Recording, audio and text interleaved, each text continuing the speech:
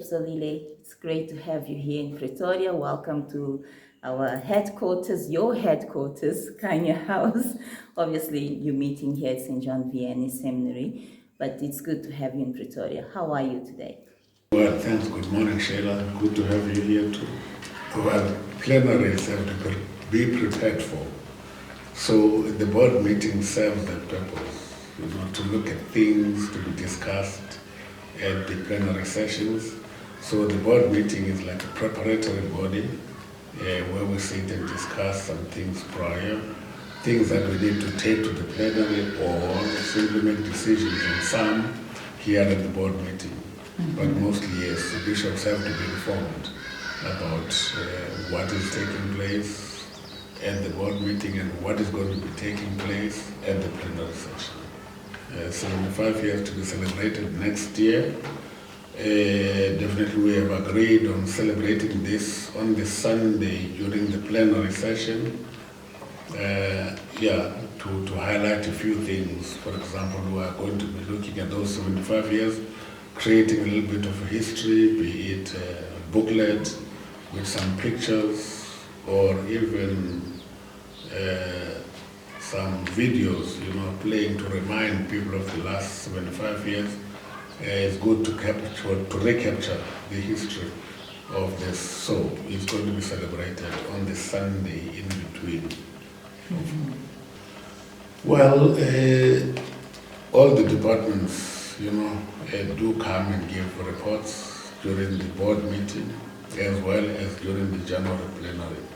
But there are some proposals from departments, what we need to look at, what we need to discuss, what we need to take decisions upon. So those are some of the things that we are going to be looking at the plenary sessions. For example, the laity department, they have 3 sodalities who are applying to be recognized at interdiocesan level, at this level, conference level. That is the CWL, the Caritas, Charismatic Renewal, as well as the Daughters of St. Anne's and their constitution. So that needs to be finalized before then. The acts as well as the chaplains who will need to have a workshop, particularly on how to work in a synodal way as chaplains of all the sodalities. With the acts, there's some less enthusiasm that is showing. So we want to look at how do we revive that at the acts. That is pertaining the department for the laity. And then pertaining the department for formation and for Christian formation and culture, there are programs that are being planned for catechetics, and we want to look at those. Bungoma, of course, is still, ongoing. The Theological Advisory Committee is still working on that, so we are going to be looking at that in January. They promised to give us a final report in May next year, but in January we're not going to be giving a final report yet. We are going to be listening to them. And the Department for Liturgy, and also they are looking at 2 liturgical celebrations, that of St. Teresa of Calcutta, which has been given by the team in the United States, as well as then the liturgy text for the care of creation, and that is also coming up. And then we have the future vision, which a little bit stalls a little bit, but we have a few things to look at when it comes to that.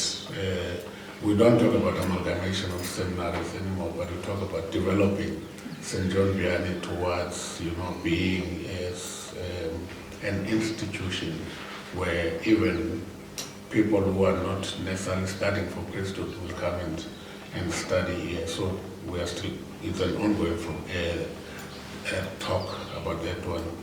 And then we also have the social action department, which needed some restructuring. That department, while it's a big department, we just need to restructure it, that it has a head of department, that they can also have some departmental meetings, which they did not have before, because of their vast, different sectors. So we need to have those sectors working together. And then we have a Department for Family Life and Ministry of the Clergy, which we have just spoken about now. We also there facing some challenges, basically challenges of formation numbers, seminarian numbers, which are going down, which then also, it has a bearing on both formation and finances. So we have to look at this both and see how do we balance the two. The decision taken by the Durban Metropolitan was basically meant for the priests and the religious. But then they did not necessarily, specify that. That's why then people took it, because concerning the laity, the lay faithful, the decision is going to be given by the conference when the time comes. So that one of Durban Metro was meant for priests and religious, which was already given a long time ago. It was just a revision of what was given to remind them, because there are some priests and religious who still continue to practice as the Sangomas, which is not allowed by the church. You cannot have these two going. That one was decided a long time ago and very clearly given, but people still don't understand. So I guess the Durban Metropolitan was under pressure, to give this decree of what is supposed to be happening amongst priests and the religious. For the laity, it's still coming. Well, to all the faithful, keep on, praying for all of us. Remember that the plenary session is the highest decision-making body. We need your prayers. We need more prayers for the enlightenment of the Holy Spirit in whatever decisions we take. And the dioceses are very different, from rural to cities. The dynamics are not the same. Also, when it comes to cultures of the faithful, we all need to cater for all that.